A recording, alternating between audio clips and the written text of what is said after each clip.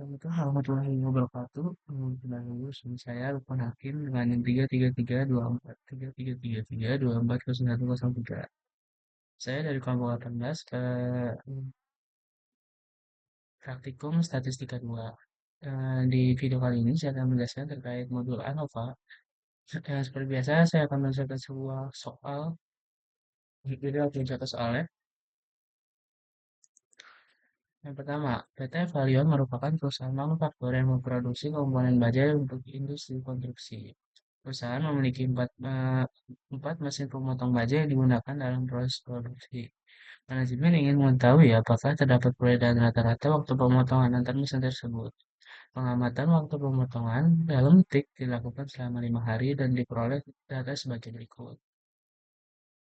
Dengan menggunakan ANOVA, eh, satu arah pada taraf signifikan 5%, tentukan apakah terdapat perbedaan signifikasi waktu pemotongan antar mesin. Di sini terdapat data ya. Mesin ini masuknya ke variabel faktor dan waktunya ini variabel numerik. Untuk menyelesaikan kasus ini menggunakan LCDO, kita harus masukkan data ini ke dalam Excel terlebih dahulu. Di mana saya sudah buat Excelnya.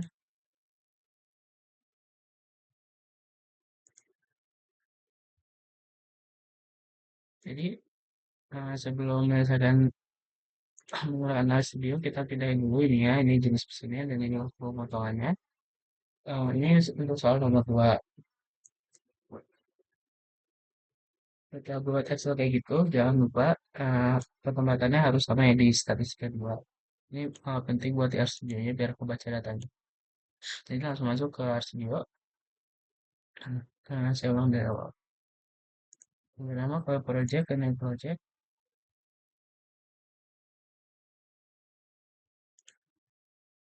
Kita browse saja.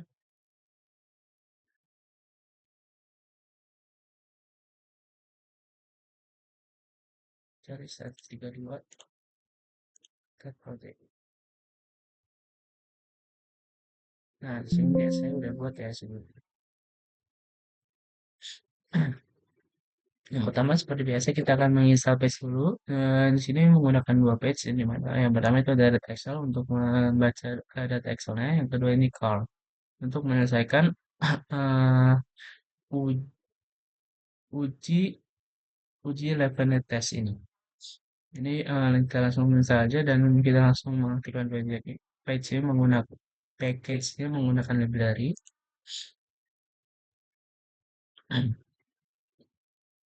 Nah, setelah successful ini, kita akan langsung masuk ke soal pertama. Yang pertama itu kita menginput data Excel menggunakan data Excel seperti biasa. Kita run aja. Nah, ini udah kebaca ada 20 orbs dan dua variabel.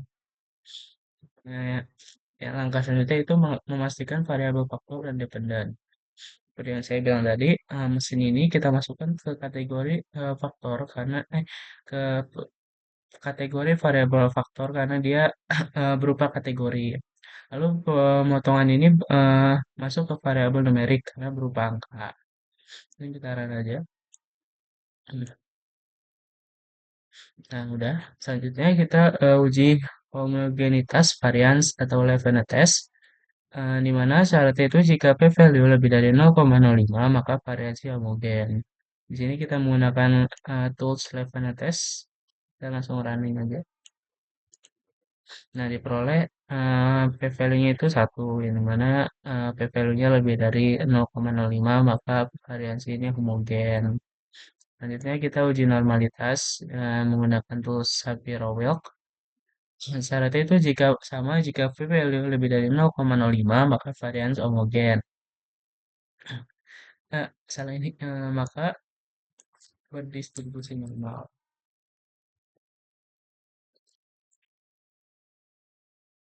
Kita running aja.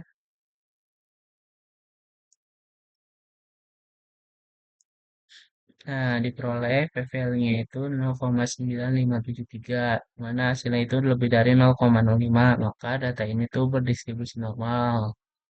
Lanjut, yang terakhir yaitu baru kita penyusunan model ANOVA satu arah. Sini kita masukkan waktu pemotongan dan mesinnya itu ke model. Lalu kita gunakan tools ANOVA. Kita running aja. Nah, ini dihasilkannya berupa tabel ANOVA di mana ada derajat kebebasan. Eh, derajat kebebasan ini dari jumlah total mesin dikurangi satu dan residual juga. Sum of square. Ini merupakan jumlah dari kuadrat rata-rata. Terus ini mean of square itu rata-rata dari kuadrat. Terus ini ada p-value-nya berupa uji statistik dari eh, model ini, di mana p-value ini semakin besar maka semakin berkemungkinan akan berbeda. Terus ini ada p-value-nya, di mana hasilnya itu 0,0000692. Ya, yang artinya itu kurang dari 0,05 maka 0 ditolak. Artinya terdapat perbedaan signifikan rata-rata antara waktu pemotongan dan mesin yang digunakan. Lanjut ke soal 2. PT Osik Indonesia merupakan perusahaan manufaktur yang memproduksi batang baja untuk industri konstruksi. Perusahaan menerapkan beberapa metode perlakuan panas serta variasi suhu pemanasan untuk meningkatkan kekuatan tarik baja. Manajemen ingin mengetahui apakah metode perlakuan panas, suhu pemanasan, dan interaksi keduanya berpengaruh terhadap kekuatan tarik baja MPa. Jadi, di sini dengan menggunakan analisa NOVA dua arah pada tingkat segini 5%, tentukan bagaimanakah kesimpulan mengenai efek utama dan interaksi antar variabel. Jadi di sini biasa ya terdapat variabel. Bedanya ini ANOVA dua arah terdapat dua variabel. Yang pertama metode pelakuan ini masuknya ke variabel faktor ya berupa kategori. Suhu juga suhu juga berupa kategori yang artinya ini variabel faktor. Lalu ada variabel numerik yaitu berupa suhunya. Eh, berupa rata-rata suhunya. Berupa penarikan bajanya. Langsung masuk. Soal nomor 2 seperti biasa kita menginput dulu redaksionalnya, lalu mendefinisikan tadi mendefinisikan variabel faktor dan variabel dependan. Kita running aja. Setelah itu kita seperti biasa seperti kayak tadi itu pengujian untuk tes homogen menggunakan Leibniz test. Running aja. Nah, diperoleh p-value-nya itu 0,997 yang di mana p-value ini lebih dari 0,05. Artinya data itu homogen, jadi bisa digunakan untuk ANOVA. Lanjut kita uji normalitas, di mana diperoleh p-value-nya itu 0,05436, yang artinya p-value-nya lebih dari 0,05. Maka data berdistribusi normal dan bisa dilanjutkan ke metode ANOVA. Lanjut yang terakhir itu kita seperti biasa kita menggunakan ANOVA. Dimana bedanya tuh karena ini dua arah ya. Keluar, keluar. Nah, kita bisa running dulu. Nah, di Quran juga Cina itu berupa tabel ANOVA di mana di sana DF. DF itu degree of freedom atau derajat kebebasan. Nah, di mana metodenya kan tadi ada tiga dikurangi satu, suhu juga begitu.